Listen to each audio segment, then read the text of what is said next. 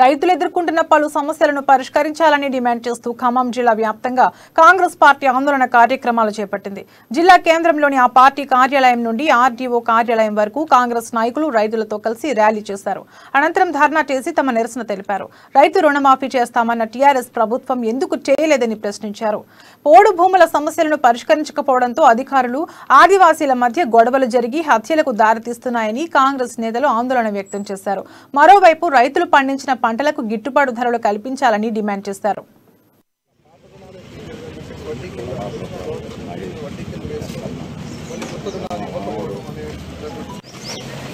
Congress party రాష్ట్ర వ్యాప్తంగా చేసిన